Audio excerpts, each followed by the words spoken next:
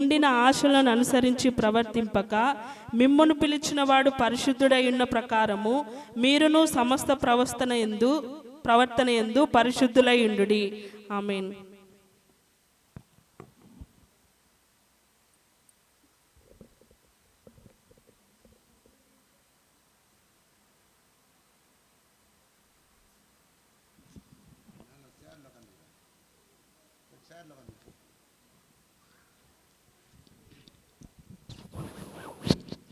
ஹல்லேலூயா, ஹல்லேலூயா.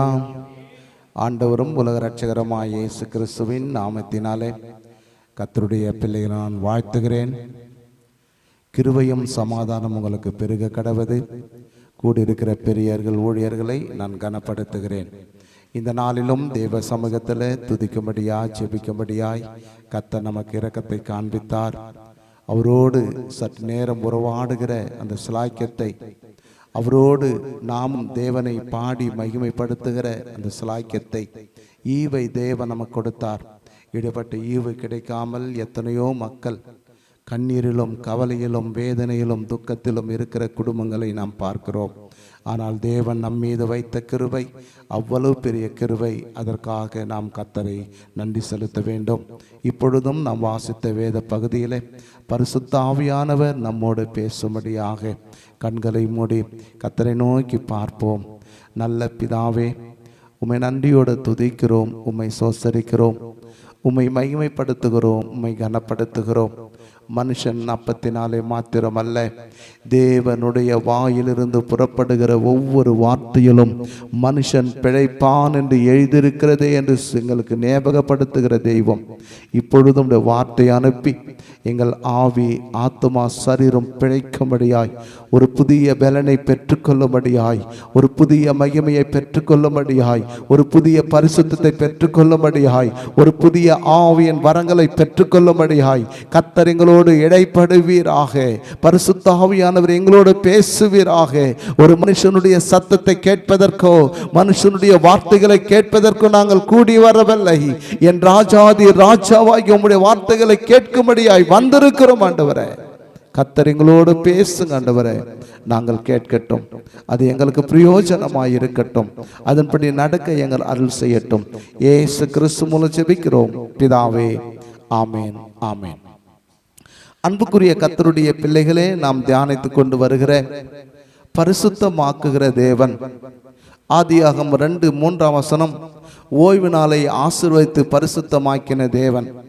இரண்டாவதாக 2 நாளாகமம் 7:16 ஆலயத்தில் நான் என் நாமம் விளங்கும்படி இந்த ஆலயத்தை தெரிந்து கொண்டு இதை நான் பரிசுத்தமாக்கினேன் என்று விளம்பின தேவன்.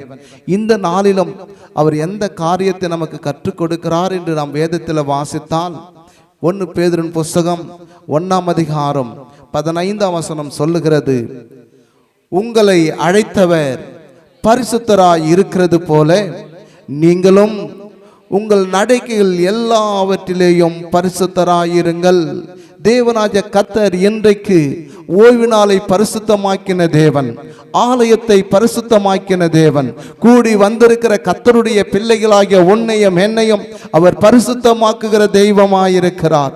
அவர் பரிசுத்தமாக்கி நம்மை திடப்படுத்துகிறவராய், நம்மை சுத்திகரிக்கிறவராய், நம்மை தூய்மைப்படுத்துகிறாய். அவரை போல பார்வையில், அவரை போல சிந்தனையில், அவரை போல கிரியைகள், அவரை போல நடக்கைகள், அவரை போல செயல்களில் அவர் நடந்து வழிகாட்டின பாதைகளை உன்னையும் என்னையும் நடத்துவதற்கு, அவர் இருக்கிற அதே இடத்துல நம்மையும் கொண்டு வந்து சேர்ப்பதற்காகத்தான் தேவன் இன்றைக்கு நம்மிடத்தில் எதிர்பார்த்து கொண்டிருக்கிறார்.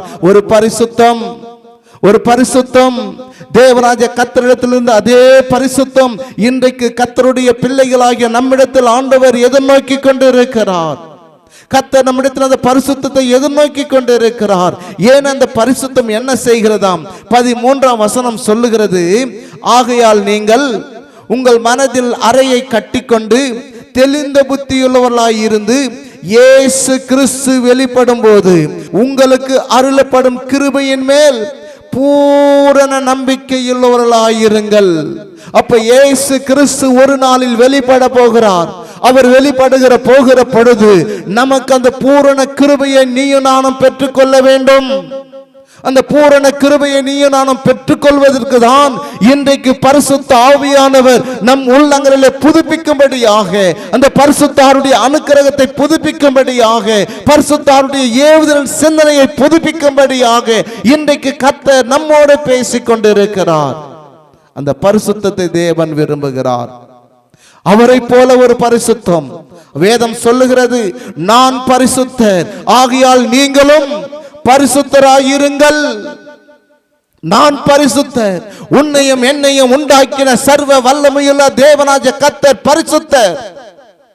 ஏசாயா புஸ்தகம் 6ஆம் அதிகாரம் 3ஆம் வசனம் சொல்லுகிறது, சேனையில் கர்த்தர் பரிசுத்தர் பரிசுத்தர் பரிசுத்தர் என்று எழுதப்பட்டு இருக்கிறது. வெளிப்படுத்தின விசேஷம் 4ஆம் அதிகாரம் 8ஆம் வசனம் சொல்லுகிறது, 24 மூப்பர்களும் 4 ஜீவன்களும் வணக்கமாய் விழுந்து சர்வ வல்லமையுள்ள தேவனாகிய கர்த்தர் பரிசுத்தர் பரிசுத்தர் பரிசுத்தர் என்று அனுதினமும் அவரை துதித்துக் கொண்டிருக்கிறார்கள். அனுதினமும் அவரை ஆராதித்துக் கொண்டிருக்கிறார்கள். அப்படிப்பட்ட பரிசுத்தம் உள்ள தேவன், பரலோகத்தில் வாசமா இருக்கிற தூயாதி தூயர் பரிசுத்தமுள்ள தேவன், அந்த பரிசுத்தரை நீயும் நானும் துதிக்கும்படியாக வந்திருக்கிறோம். நீயும் நானும் ஆராதிக்கும்படியாக வந்திருக்கிறோம். நாம் எப்படிப்பட்ட பரிசுத்தமுள்ளா இருக்க வேண்டும்? தேவன் விரும்புகிற நாமும் பரிசுத்தராய் ஜீவிக்க வேண்டும் என்றுதான் கர்த்தர் இன்றைக்கு நம்மை அழைக்கிறார். லேவியராம் புஸ்தகம் 19ஆம் அதிகாரம் 2ஆம் வசனம் 3ஆம் வசனம் சொல்லுகிறது, வாசி கேட்போம். அனைத்தோடும் சொல்ல வேண்டியது என்னவென்றால், உங்கள் தேவனும் உங்கள் கர்த்தருமாகிய நான் பரிசுத்தர். அவர் முதலாவது சபைகளுக்கு சொல்லுகிறார். தேவனாகிய கர்த்தர் சபைகளுக்கு போதிக்கிறார். சபைகளுக்கு சொல்ல வேண்டியது என்னவென்று அவர் எச்சரிக்கிறார். இன்றைக்கு கர்த்தருடைய பிள்ளைகளாகிய பெதஸ்தா வராந்திர ஊழிய குடும்பங்கள் இருக்கிற சபையில் இருக்கிற பிள்ளைகளாகிய உனக்கும் எனக்கும் கர்த்தர் பேசுகிறார். உன் தேவனாகிய கர்த்தராய் இருக்கிற நான் பரிசுத்தர் பரிசுத்தர். ஆகையால் வாசிங்க, நீங்களும் பரிசுத்தராயிருங்கள். அப்போ உன்னையும் என்னையும் அழைத்த தேவன் ஒரு பரிசுத்தமுள்ள தேவன். ஆகையால் நீயும் நானும் பரிசுத்தமாயிருக்க வேண்டும். நம்முடைய நடக்கையில, நம்முடைய சிந்தனையில, நம்முடைய பார்வையில, நம்முடைய வழிகளில, நம்முடைய குடும்ப காரியங்களில மனைவியினிடத்துல, கணவனிடத்துல, பிள்ளைகளிடத்துல எப்படி இருக்க வேண்டும் என்றதை ஒரு பரிசுத்தத்தை கர்த்தர் இங்கு எதிர்நோக்கி கொண்டிருக்கிறார். அதே லேவியராகமம் 21ஆம் அதிகாரம் 26ஆம் வசனத்தை கூட நாம் வாசித்தால் 20-26,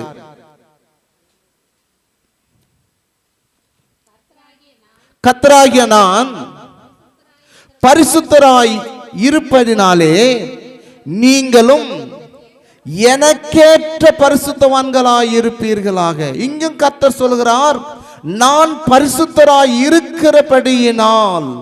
அப்போ நீயும் நானும் ஆராதிக்கிற தேவன் ஒரு பரிசுத்தம் உள்ள தேவன். எல்லாவற்றிலும் பரிசுத்தம்.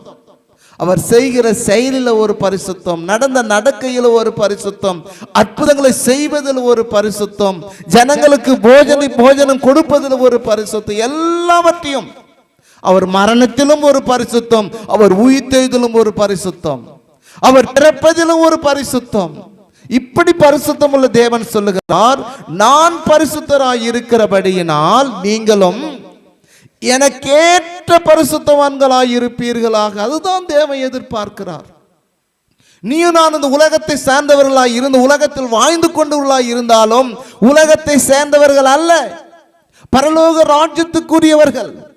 பரலோக ராஜ்யம் பரிசுத்த ஆவியானவர் வெளிப்படும் பொழுது அவருடைய சமூகத்தில் நிற்கக்கூடியவர்கள், அவருடைய ராஜ்யத்தினுடைய புத்திரர், அவருடைய ராஜ்யத்தினுடைய சுதந்திரவாளிகள். அப்படிப்பட்டவர்கள் எப்படி ஆண்டவர் எதிர்பார்க்கிறார் என்று சொன்னால், பரிசுத்தவான்களாய் இருப்பீர்களாக. நீங்கள் என்னுடையவர்களாய் இருக்கும்படி உங்களை மற்ற ஜனங்களை விட்டு பிரித்தெடுத்தேன். அப்ப கர்த்தருடைய பிள்ளைகள் பிரித்தெடுக்கப்பட்டவர்கள். அல்லேலூயா. கரங்களை தட்டி நாம் தேவனுக்கு நன்றி செலுத்துவோம். கர்த்தருடைய பிள்ளைகளாகிய நீயும் நானும் பிரித்தெடுக்கப்பட்டவர்கள். இந்த உலகம் எப்படி நடக்கிறது போகட்டும், எப்படி ஜீவித்துக் கொண்டு இருக்கிறார்கள் இருக்கட்டும், எப்படி எப்படி வாழ்ந்து கொண்டிருந்தார்கள் வாழ்ந்து கொண்டு போகட்டும். ஆனால் நீ பிரித்தெடுக்கப்பட்டவன் என்ற எண்ணம் உனக்குள் இருக்கணும். நான் பிரித்தெடுக்கப்பட்டவன், என் ஜனங்கள் மத்தியிலே, என் உறவுகள் மத்தியிலே, எங்கள் தேசங்கள் மத்தியிலே, அக்கிரமங்கள் அநியாயங்கள் நிறைந்த தேசங்கள் மத்தியிலே வாழ்ந்து கொண்டிருக்கிற ஜனங்கள் மத்தியிலே நான் பிரித்தெடுக்கப்பட்டவன். அந்த சாட்சி நமக்கு தேவை. அதுதான் தேவன் எதிர்பார்க்கிறார். அந்த பிரித்தெடுக்கப்படுகிற அந்த உணர்வு கர்த்தர் நம்மிடத்தில் எதிர்பார்க்கிறார். அப்படி என்றால் பரிசுத்தம் என்பது என்ன? ஒரு காரியத்தை மாத்திரம் உங்களுக்கு முன்பாக வைக்க கர்த்தர் உதவி தருவாராக. அதே லேவியராம் புஸ்தகம் 19ஆம் அதிகாரம் 3ஆம் வசனத்தை கூட நாம் வாசிக்க கேட்போம். அவனவன் தன் தாய்க்கும் தன் தகப்பனுக்கும் பயந்திருக்கவும் என் ஓய்வு நாட்களை ஆசரிக்கவும் கடவீர்கள், நான் உங்கள் தேவனாகிய கர்த்தர். அப்ப பரிசுத்தம் என்பது என்ன? இன்னொரு வசனத்தை கூட நாம் வாசிப்போம். 20ஆம் அதிகாரம் 7, 8, 9. ஆதலால் நீங்கள் உங்களை பரிசுத்தப்படுத்தி பரிசுத்தராயிருங்கள், நான் உங்கள் தேவனாகிய கர்த்தர். என் கட்டளைகளையும் கை கொண்டு நடவுங்கள், நான் உங்களை பரிசுத்தமாக்குகிற கர்த்தர். தன் தகப்பனையாவது தன் தாயையாவது சபிக்கிற எவனும் கொலை செய்யப்பட கடவன். என கண்பார்ந்த கர்த்தருடைய பிள்ளைகளே, பரிசுத்தம் என்பது என்ன? இன்றைக்கும் தேவன் ஒரு காரியத்தை நமக்கு கற்றுக் கொடுக்கிறார். நீங்கள் உங்களை பரிசுத்தப்படுத்தி பரிசுத்தராயிருங்கள். அந்த பரிசுத்தம் என்பது வேதம் சொல்லுகிறது, உங்கள் அவனவன் தன் தன் தாய்க்கும் தன் தன் தகப்பனுக்கும் பயந்திருக்கவும். அப்போ பரிசுத்தம் என்பது தன்னை பெற்றெடுத்த தாய்க்கும் தகப்பனுக்கும் பயப்படுகிற ஒரு காரியம், பயந்து நடக்கிற ஒரு காரியம். பயப்பட வேண்டியது அவசியமா இருக்கிறபடியினால் தேவன் இங்கு நமக்கு சொல்லிக் கொடுக்கிறார், தன் தன் தாய்க்கும் தன் தன் தகப்பனுக்கும் பயந்து நடக்கிறதான் ஒரு பரிசுத்தம். அவர்களுக்கு பயந்து நடக்கிறதான் ஒரு பரிசுத்தம். காரணம், இந்த உலகத்தில் நீங்கள் பிறப்பதற்கு தாயும் தகப்பனும் காரணமாயிருந்தார்கள்.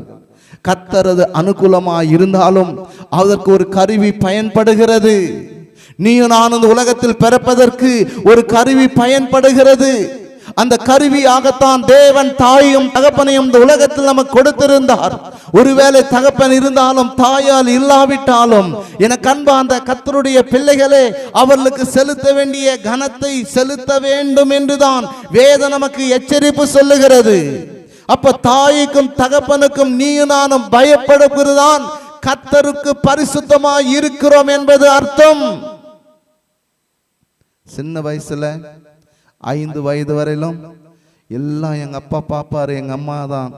10 வருஷம் வரையிலும் எங்க அப்பா பாக்குறாங்க, எங்க அம்மா பாத்துக்கிறாங்க. 15 வயசு வந்தா அப்பா கொஞ்சம் பிள்ளைங்க தடுமாறி போகிற பொழுது கொஞ்சம் தண்டிச்சா, என்னப்பா என்னம்மா எப்ப பாரு என்னை ஏதோ திட்டினுங்கிறார் அப்பா. 20 வயசு வந்தா உங்க வீட்டுக்காருக்கு சொல்லி வைங்க, என்னை ரொம்ப அதிகாரம் பண்றாரு, என்னை ரொம்ப அதட்டுறாரு. 25 வயசு வந்தா அதுக்கு மேல பேச்சு. ஆனா 30, 35 வந்தா அவனுக்கு ஒரு குடும்பம் பிறந்த, அவனுக்கு ஒரு குடும்பம், அவனுக்கு ஒரு பிள்ளைங்க. இது அந்த பிள்ளை வளர்ந்து கொண்டு இருக்கிற பொழுது, அந்த பிள்ளை நடத்துகிற பொழுது, நம்ம அப்பா கூட இப்படிதான் நம்மளை பட்டு இருப்பாரா? அந்த குழந்தைக்கு ஒரு 15, 20 வயசு வந்தா அவனை ஆட்டி படிக்கிற பொழுது அவன் நினைப்பான் அப்பா அவனுடைய அன்பு. அப்பதான் அவனுக்கு தெரியும், ஐயோ இப்படிதான் நம்ம அப்பா இப்படி நம்மளை நடத்தினாரா, இதுக்குதான் நம்மளை திட்டினாரா, நம்ம பிள்ளை நம்ம வார்த்தையை கேட்கலையே. அவன் துக்கப்படுகிறது போது அப்பாவை நினைச்சு களி கூறுவான். அப்படி இல்லை, இருக்கிற நாட்களிலே, வாலிப நாட்களிலே தாயும் தகப்பனையும் நீயும் நானும் நடத்து சரியாக அவர்களுக்கு கனப்படுத்துகிற பொழுதுதான் அந்த பரிசுத்தமான ஜீவியம் நமக்குள்ள காணப்படும். அதுதான் உண்மையான ஒரு பரிசுத்தம். வேதம் அதுதான் சொல்லுகிறது. தகப்பனையாவது தாயையாவது சபிக்கிற எவனும் கொலை செய்யப்பட கடவன். அவன் யாராயிருந்தாலும் அவன் கொலை செய்யணும். அது கர்த்தருடைய கட்டளை, அது நியாயப்பிரமாணம். அது மாத்திரமல்ல, ஏசாயாவின் புஸ்தகம் 45 அதிகாரம் 10 வசனத்தை கூட நாம் வாசிக்கிற பொழுது, ஏசாயா 45:10, தகப்பனை நோக்கி ஏன் என்னை ஜனிப்பித்தாய் என்றும், தாயை நோக்கி ஏன் என்னை பெற்றாய் என்றும் சொல்லுகிறவனுக்கு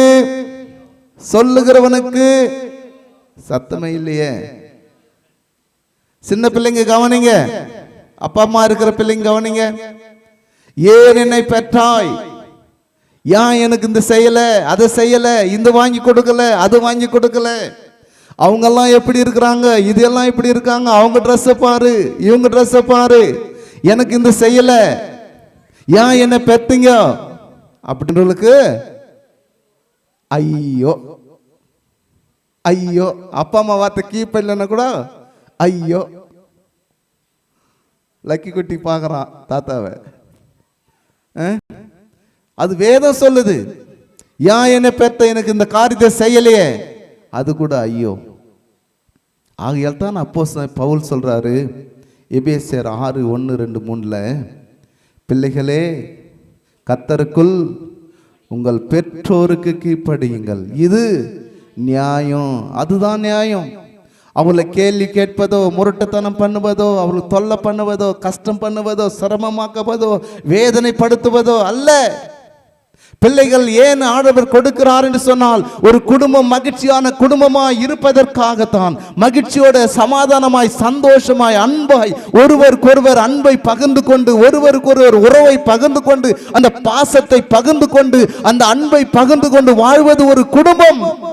அதுதான் கர்த்தருக்கு பரிசுத்தமான ஒரு குடும்பம். அந்த குடும்பம் எப்படி இருக்க வேண்டும்? கர்த்தருக்கு கீழ்ப்படிந்து நடந்தால் அது நியாயமாய் இருக்கிறது. பெற்றோருக்கு கீழ்ப்படிந்து நடந்தால் அது நியாயமாய் இருக்கிறது. அதோடு கூட இன்னொரு ஆசீர்வாதத்தை கொடுக்கிறார் 2ஆம் வசனத்துல, உனக்கு நன்மை உண்டாயிருப்பதற்கும் பூமியிலே உன் வாழ்நாள் நீடித்திருப்பதற்கும். எவ்வளவு பெரிய ஆசீர்வாதம்! பெற்றோருக்கு கீழ்ப்படிந்தா கர்த்தர் கொடுக்கிற ஆசீர்வாதங்கள் பாருங்க. உன் நன்மை உனக்கு வருகிறது, உன் வாய்நாள் நீடித்திருக்கிறது. எத்தனை பலவீனங்கள் வரட்டும், வியாதிகள் வரட்டும், ஆபத்துகள் வரட்டும், கஷ்டங்கள் வரட்டும், பிரச்சனைகள் வரட்டும், எல்லார்ட்டும் உதறி தள்ளிவிட்டு ஒரு சிம்சோனை போல எழுந்து நிற்க முடியும். எப்பொழுது? தாயையும் தகப்பனையும் கனம் பண்ணுகிற பொழுது. 3ஆம் வசனம், உன் தகப்பனையும் உன் தாயையும் கனம் பண்ணுவாயாக என்பதே வாக்குதத்தமுள்ள பிரதான கற்பனை. கரங்களை தட்டி நாம் தேவனுக்கு நன்றி செலுத்துவோம். ஒரு பிரதான கற்பனை. இன்னைக்கு அநேக பிள்ளைகள் பெற்றோர்கள் இருந்த பொழுது அவர்களை நேசிப்பது இல்லை, விசாரிப்பது இல்லை, அவங்க கிட்ட மனதார பேசுவது கூட இல்லை. ஆனா செத்துட்டு பிறகு ஐயோ என் பெத்தவங்க இல்லையேன்னு அயிர குடும்பங்கள் ஏராளம். ஐது வேதனைப்படுகிற சகோதரிகள் ஏராளம். இருக்கிற பொழுது அவனுடைய அன்பு புரிவது இல்லை, அவர்கள் இருக்கிற பொழுது அவருடைய பாசம் புரிவது இல்லை, அவளோடு பேசுவதற்கு நேரம் இல்லை. இன்னும் வயதான காலங்களிலே பெற்றோர்கள் வயதான ஒரு மூலையில உட்கார்ந்துட்டா, கட்டில் மேல படுத்துன்னு இருந்தா அவர்களை விசாரிப்பார் இல்லை. அவங்களோடு ஒரு 5 நிமிஷம் உட்காந்து பேசி, என்ன கஷ்டம், என்ன பிரச்சனை, என்ன வேணும், சாப்பிட்டியா இல்லையா, சாப்பிடலையா, சாப்பாடு கொடுத்தாங்களா, விசாரிப்பது கூட இல்லை. ஆனா செத்துட்டு பிறகு பெரிய பெரிய கல்லறை கட்டுவான், ஊருக்கெல்லாம் விருந்து வைப்பான், ஊருக்கெல்லாம் நல்லா எல்லா காரியங்களும் செய்வான், தன்னை பெருமைப்படுத்திக் கொள்ளுகிறான். ஆனால் பெற்றவர்கள் இருக்கிற பொழுது தனித்தனி குடும்பங்கள் போனா இங்க மட்டனு சிக்கனு எல்லாம் எடுத்து செய்து சாப்பிடுவாங்க, அங்க போய் பேசக்கூட மாட்டாங்க. ஆனால் செத்துட்டு பிறகு அப்பா காரியத்துக்காக பெரிய பெரிய விருந்து, ஊரெல்லாம் உலகமெல்லாம் கூப்பிட்டு விருந்து வைக்கிறது. அப்பாக்கு அம்மாக்கு போடாதவன் எதுக்கு நீ செய்யற? அப்பாக்கு அம்மாவுக்கு போடுறதுக்கு யோகித்து இல்லாதவன் அந்த காரியத்தை கூட செய்யக்கூடாது, தேவையில்லாத காரியம். ஆகவே அன்புக்குரியவர்களே, ஆண்டவர் கற்பனையாக சொல்லுகிறார், உன் தாயும் தகப்பனையும் நீ கனம் பண்ணு. அதுதான் முதலாவது கற்பனை. இன்னொரு வசனத்தை கூட வாசித்து நாம் முடிக்கலாம். யாத்திராங் புஸ்தகம் 20ஆம் அதிகாரம் 6ஆம் வசனம். என்னிடத்தில் அன்பு கூர்ந்து என் கற்பனைகளை கை கொள்ளுகிறவர்களுக்கு 1000 தலைமுறை மட்டும் இரக்கம் செய்கிறவனாயிருக்கிறேன். அப்போ முதலாம் கற்பனை என்ன? தாயும் தகப்பனையும் கனம் பண்ணுவது முதலாம் கற்பனை.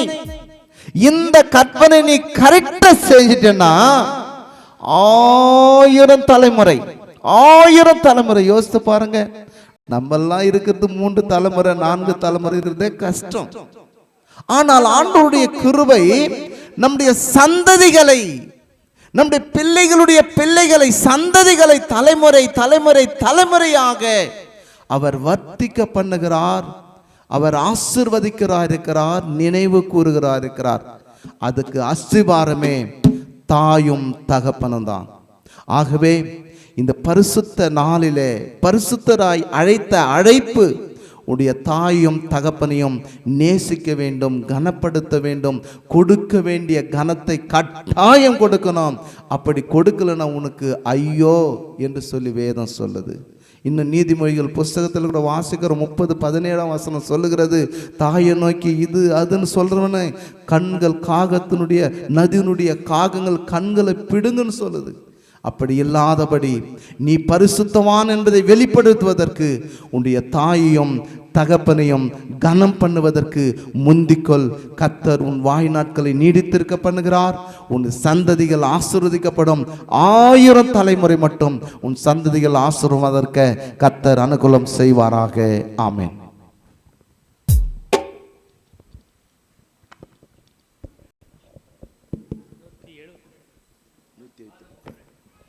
அன்புக்குரியவர்களே, நாம் யாவரும் சேர்ந்து கிறிஸ்தவ கீர்த்தனையில் 172வது கீர்த்தனை பாதம் ஒன்றே வேண்டும் இந்த பாரினில் என்ற பாடலை நாம் பாடி கர்த்தருடைய நாமத்தை மையப்படுத்துவோம். அப்பொழுது நம்மையும் நாம் கொண்டு வந்த காணிக்கையும் நாம் கர்த்தருக்கு கொடுப்போம். பாதம் ஒன்றே வேண்டும் இந்த பாரில் எனக்கு மற்றேதும் வேண்டாம், உன் பாதம் ஒன்றே வேண்டும். பாதம் ஒன்றே வேண்டும் இந்த பாரில் எனக்கு மற்றேதும் வேண்டாம், உன் பாதம் ஒன்றே வேண்டும். நாதனே துங்கமை வேதனை பொங்குனர், நாதனே துங்கமை வேதனை பொங்குனர், காதலுடன் தூய தூதர் தொழு செய்ய பாதம் ஒன்றே வேண்டும். இந்த பாரில் எனக்கு மற்றேதும் வேண்டாம், பாதம் ஒன்றே வேண்டும். சேரும் புயலினால் பாரிதை பங்கிட, சேரும் புயலினால் பாரிதை பங்கிட, பாரில் நடந்த போல் மேல் நடந்த பாதம் ஒன்றே வேண்டும். இந்த பாரில் எனக்கு மற்றேதோ வேண்டாம், பாதம் ஒன்றே வேண்டும்.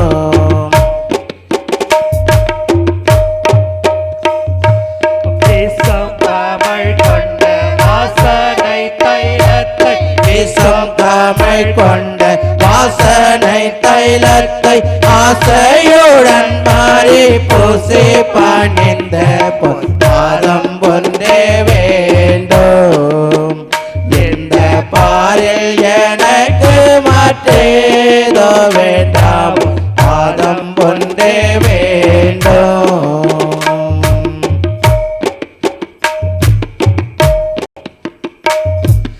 போக்கிட மற்றையும் ஆக்கின யாவையும் போக்கிட மற்றையும் ஆக்கின யாவையும் நீக்கிடவே மாற தூக்கி நடந்தனர் பாதம் ஒன்றே வேண்டும் எந்த பாரில் எனக்கு மாற்றேதோ வேண்டாம் பாதம் ஒன்றே வேண்டும்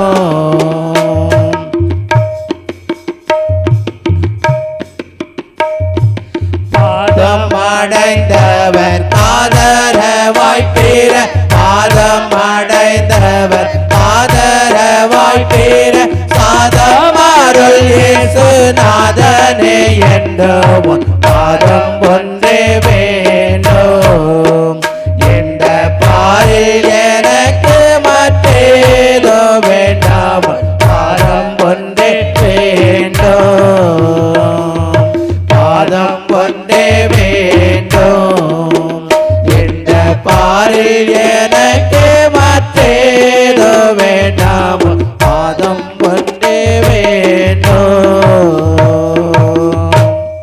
அன்புக்குரியவர்களே, நம்முடைய திருச்சபையினுடைய அறிவிப்புகளை அண்ணன் அவர்கள் வாசித்து நிறைவு ஜெபத்தோடு இந்த ஆராதனை நாம் நிறைவு செய்வோம். கர்த்தருக்கு அன்பானவர்களே, நம்முடைய திருச்சபையின் விளம்பரங்களை நாம் வாசி கேட்போம். முன்னதாக சனிக்கிழமை வரை திருமண நாள் பிறந்த நாளை காண்கின்றவர்கள் நாள் உங்களுக்காக ஜெபிக்கப்படும். சொல்லினுங்கிறோம், நீங்கள் யாரும் உங்கள் லிஸ்ட்டுங்களை கொடுக்கல. இந்த மாதிரி கேட்குற வேலையை எங்களுக்கு இருக்காது, நாங்களே எடுத்துடுவோம் சொல்லிவிடுவோம். நீங்கள் திடீர்னு உங்களுக்கே ஷாக் ஆகும். இப்போ நான் கேட்குறதுக்கெல்லாம் உங்களுக்கு தெரிஞ்சு போகுது, அப்புறம் எப்படி ரான் ஆகிடும். அதனால் உங்களுடைய பிறந்த நாள் திருமண நாளை நீங்கள் ஒவ்வொரு குடும்பத்தினுடைய இது எழுதி எங்கிட்ட லிஸ்ட்டு கொடுத்துருங்க. நாங்கள் பெரிய லிஸ்ட்டில் ரிஜிஸ்டர் பண்ணுறோம். வாரம் உங்களை கேட்காதபடி நாங்களே அதை உங்களுக்காக ஜெபிப்போம்.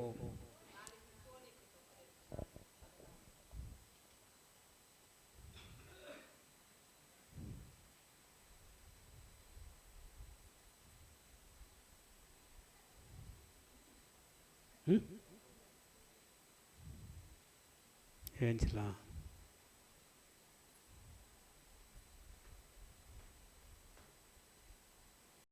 ஏஞ்சலாவா, ஏஞ்சல் குமார், யாராவது இல்லையா? கர்த்தர் உங்களை ஆசீர்வதிப்பாராக. அடுத்தபடியாக அவனை 2 வாரம் தான் இருக்குது. எதுக்க கஞ்சியை கசுப்பாக குடிக்கிறதுக்கு. குடிக்கிறீங்களா கசுப்பா? யாராவது எங்கே குடிக்கிறீங்க கசுப்பை? இனிப்பு வேணும், டேஸ்ட்டாக வேணும். இப்படி தான் நம்ம பார்த்துனுங்கிறோம். கர்த்தர் உங்களை ஆசீர்வதிப்பாராக. இந்த 7 வார்த்தை பேசுகிறவங்களுக்கு நான் கேட்டுனுங்கிறேன். ஆயத்த பண்ணியிருக்கிறீங்களா? 7 வார்த்தை ஒருத்தர் கூட இதுவரையில் சொல்லிய எந்த வார்த்தை 7ல் நான் இந்த வார்த்தை பேசுகிறேன். அதுக்கப்புறம் தான் நாங்கள் எதை பேசணுன்றது விட்டுதை நாங்கள் பேசுகிறோம். விட்டுதை நாங்கள் பேசுகிற இடத்துக்கு அங்கே நாங்கள் கேட்குறோம். அப்புறம் என்ன கேட்கல, எனக்கு இந்த வார்த்தை பேசலான்னு தான் அவங்க பேசிட்டாங்களான்னு சொல்லக்கூடாது. உங்கள் விருப்பம் உள்ள வார்த்தைகளை நீங்கள் பேசுங்க. தள்ளப்பட்ட வார்த்தைகளை நாங்கள் பேசுகிறோம்.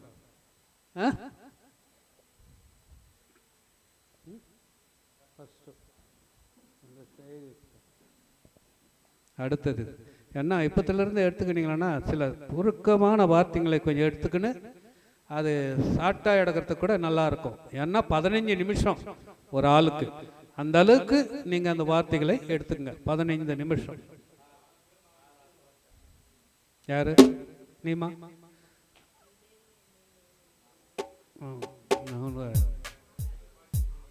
6 பிரியா. 4வது வார்த்தை இது ரேச்சலு. 6வது வார்த்தை பிரியா.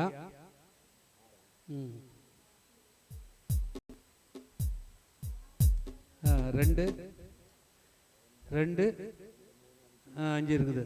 2 3 5 இருக்குது.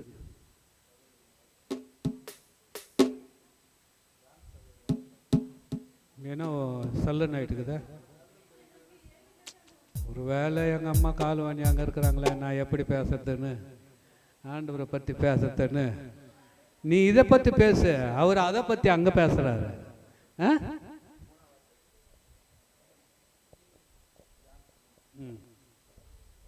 ரெண்டு வார்த்தை இருக்குது. இரண்டாவது வார்த்தை, ஐந்தாவது வார்த்தை, ஏழாவது வார்த்தை.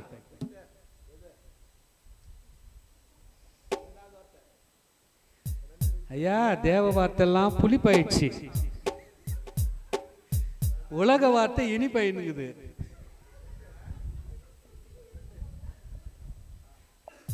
அப்படி போட்டாதான் அங்க வருது.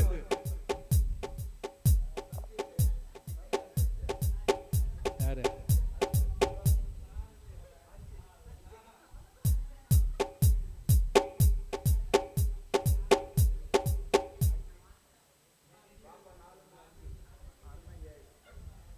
என்ன விடு, அப்புறம் பார்க்கலாம். ஆனா 7 இருக்குது.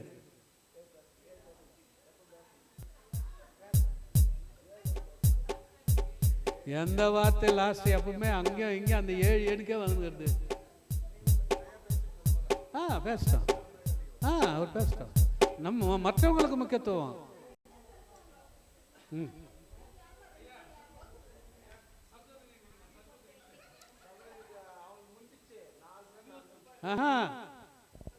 அந்த சகோதரிகள், அந்த சகோதரிகள் 2 சகோதரி 2 வார்த்தை. யாரு? அந்த சகோதரிங்க.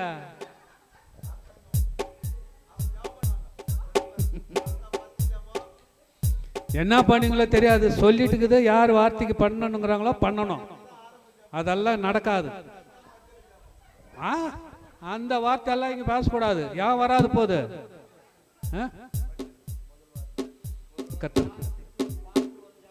அவ்வளவுதான். கத்துக்குங்க.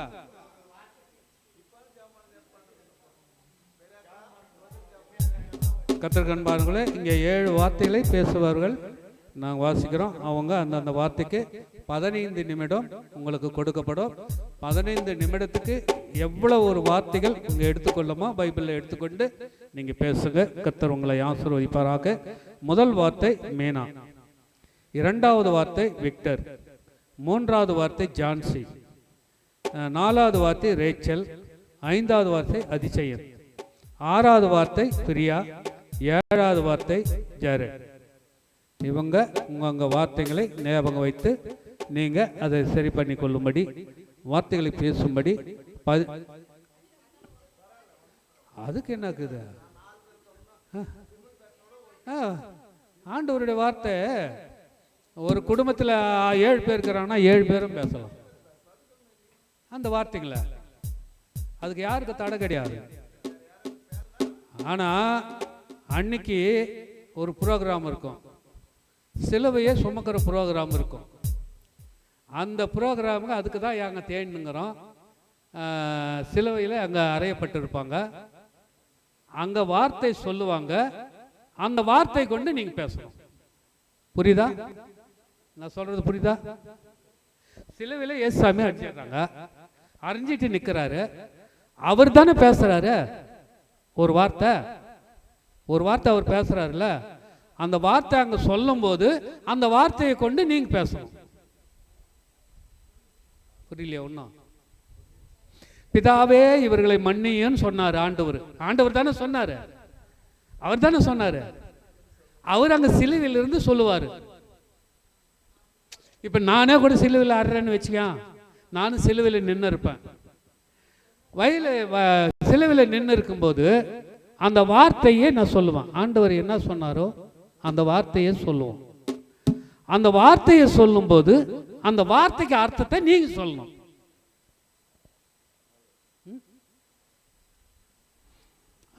ஞாபகம் வச்சுங்க. 7 வார்த்தையில சிலுவையில் இருந்து அந்த வார்த்தையை ஆண்டவர் வெளிப்படுத்துவார். அந்த வார்த்தையில நீங்க அதுக்கு அர்த்தம் சொல்லி சற்று நேரம் தியானிக்கணும். கர்த்தர் உங்களை ஆசீர்வதிப்பாராக. அதுக்காக நாங்கள் பண்ணிருக்கிறோம் முயற்சி. கடவுள் சித்தமானால் அட்டையில் சிலுவை செய்து அதை சுமந்து கொண்டு சிலுவையிலும் போகிற மாதிரி அங்கேருந்து சுமந்து கொண்டு வரணும். அங்கேருந்து இங்கே அந்த அட்டையில் நம்ம அந்த காட்சி இருக்கும். அந்த காட்சியை கொண்டு அவர் வார்த்தை பேசுகிற வார்த்தைகள் ஒவ்வொரு வார்த்தைக்கும் நீங்கள் அர்த்தம் சொல்லி பேசணும். கர்த்தர் உங்களை ஆசீர்வதிப்பாராக. அடுத்தபடியாக இந்த குட் ஃப்ரைடே ஈஸ்டர் வருகிறது. நம்மளுக்கு பணம் பற்றாக்குறையாக இருக்கிறது இந்த வேலைங்கனால. இந்த வாட்டி குட் ஃப்ரைடேக்கு நம்ம வேறு ஏதாவது செய்யலான்னு இருக்கிறோம். பாயாசம் கஞ்சியே எப்படி குடிக்கிறது, இல்லை ஒரு குஸ்காவோ ஒரு வெஜிடேபிளோ ஏதோ ஒன்று செய்து சாப்பிட்லான்னு ஆலோசனை இருக்கிறோம்.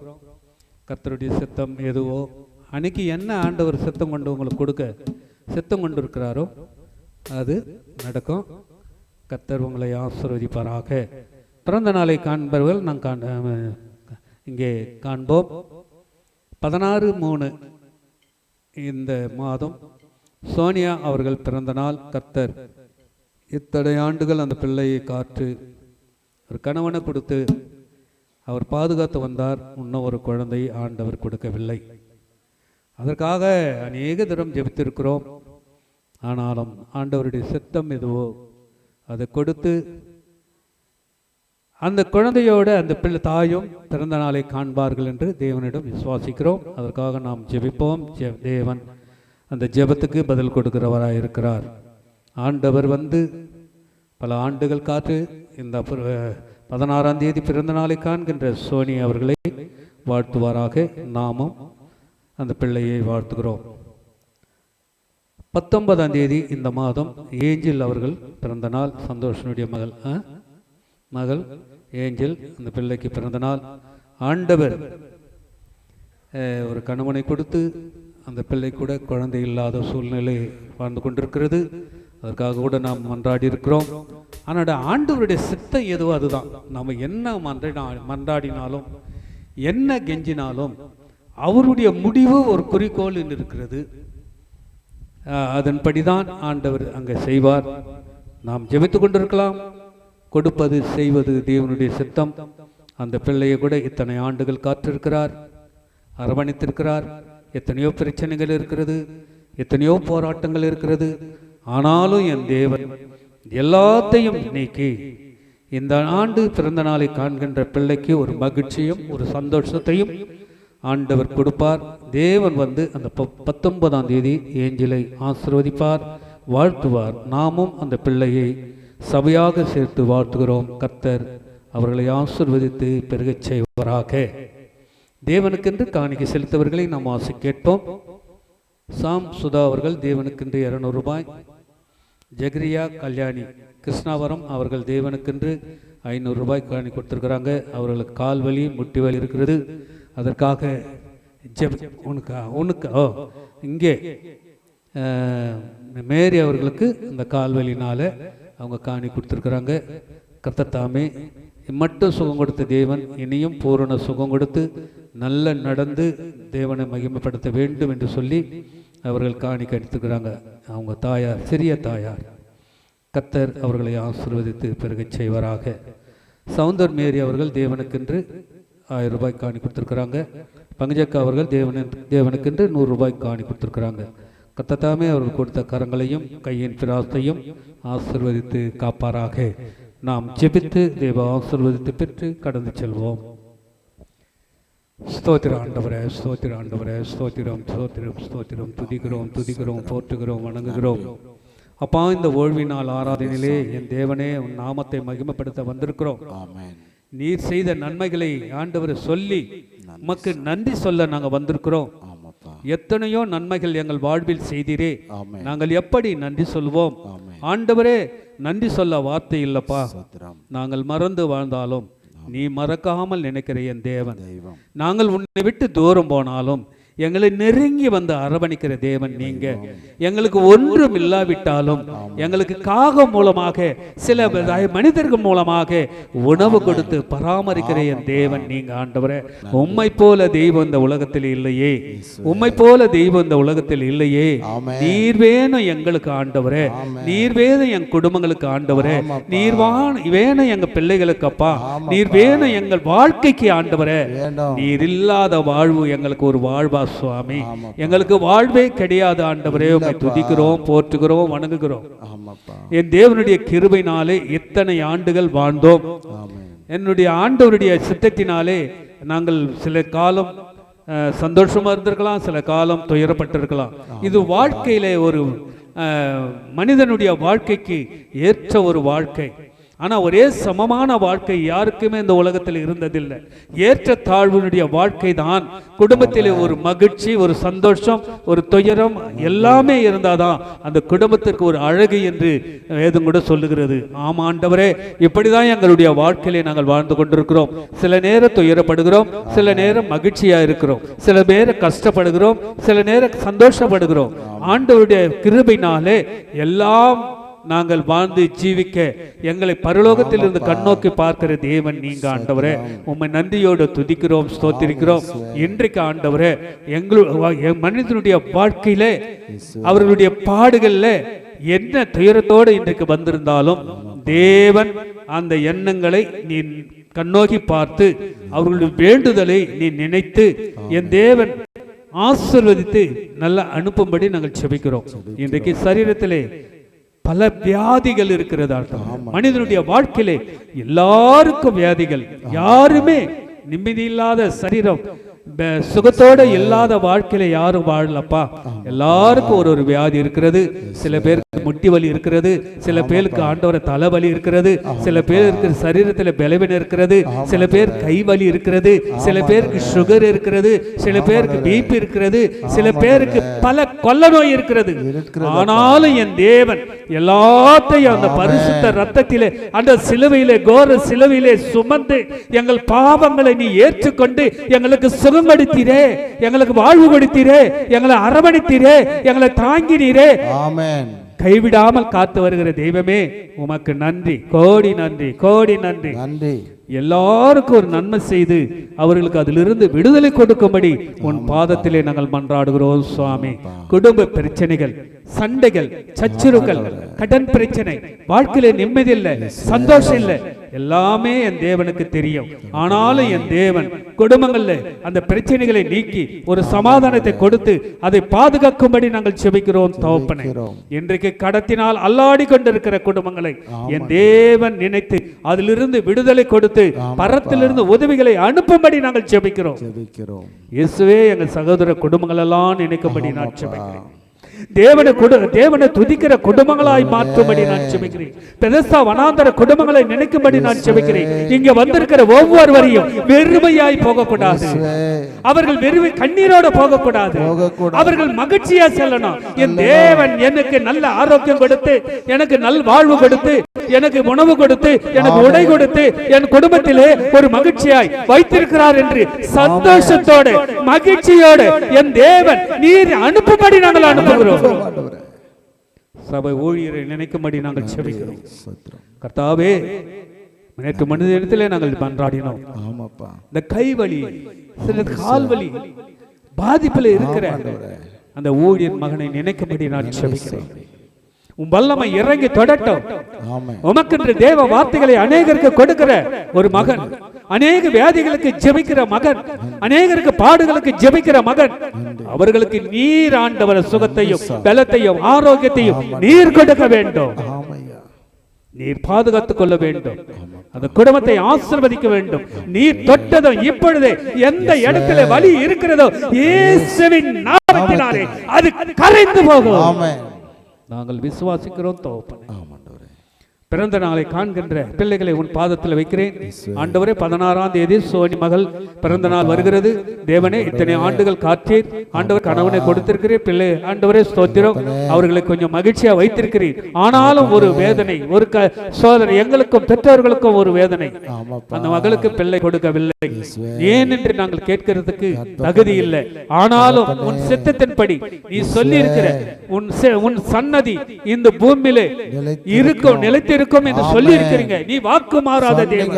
நாங்கள் கேட்கிறோம், நாங்கள் கெஞ்சுகிறோம், நாங்கள் கதறுகிறோம்.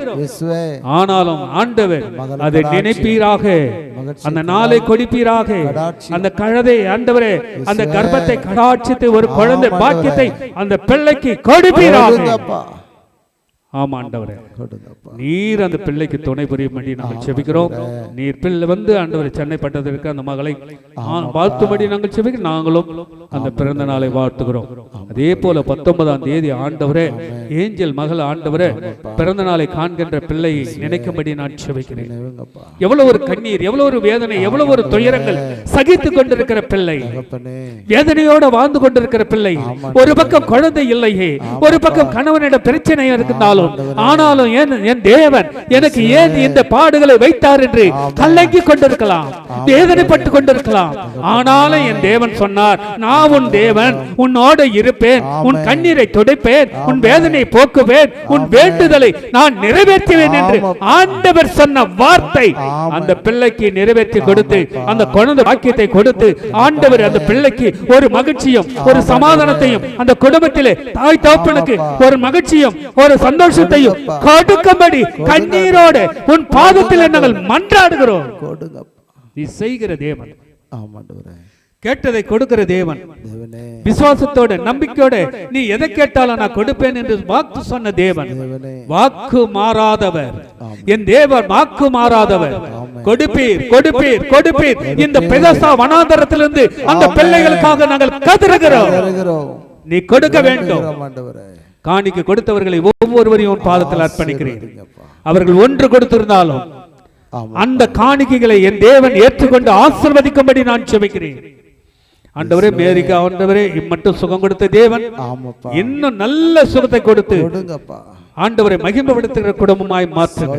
அதே போல சகுந்தலா கூட ஆண்டவரே அந்த பார்வை மூலமாக கொஞ்சம் கோளாறு இருக்கிறது, ஆனாலும் என் தேவன் அந்த சகுந்தலாவை கூட நினைத்து அதை தொட்டு சுகம் கொடுத்து நல் வாழ்வு கொடுக்கும்படி நான் செபிக்கிறேன். ரெஜினா அவர்கள் ஆண்டவரே சுகம் அடைந்திருந்தாலும் உம்மை நம்பி இந்த இடத்துல வர்றதுக்கு அச்சப்பட்டாலும் என் தேவன் அந்த மகளுக்காக நாங்கள் ஜெபிக்கிறோம். இன்னும் பூரண சுகத்தோட வாழ்வு கொடுக்கும்படி, பாதுகாக்கும்படி, தாங்கிக் கொள்ளும்படி உங்களுக்காக மன்றாடுகிறோம். ஆண்டவருடைய கிருபை அவரோடு இருக்கட்டும். ஆண்டவரே, ராவின் ஆண்டவரே, இந்த 3 வாரமாக இந்த ஸ்தலத்துக்கு வர முடியாத சூழ்நிலை இருக்கலாம். எங்கு இருந்தாலும் அவர் சுகமாக, ஆரோக்கியமாக, பலனாக என் தேவன் காக்கும்படி நாங்கள் செபிக்கிறோம். எங்களோட கூட சீக்கிரத்திலே கொண்டு வந்து சேர்க்க நீர் உதவி செய்யும்படி நாங்கள் செபிக்கிறோம். இங்க வந்தவர்கள் வந்த வண்ணமாய் வெறுமையாய் போகாதபடி உம்முடைய பேரின்ப ஆசீர்வாதங்களை பெற்றுச் செல்ல நீர் உதவி செய்யும்படி நாங்கள் செபிக்கிறோம், துதிக்கிறோம், ஸ்தோத்திரிக்கிறோம். துதிகன மகிமை உமக்கு ஒருவருக்கு செலுத்துகிறோம். இயேசுவின் நாமத்தில் ஜெபங்கேளும் பிதாவே, ஆமென். என் ஆத்துமாவே கர்த்தரை ஸ்தோத்திரி, என் முழுமே பரிசுத்த நாமத்தை ஸ்தோத்திரி. என் ஆத்துமாவே கர்த்தரை ஸ்தோத்திரி, அவர் செய்த சகல உபகாரங்களையும் மறவாதே.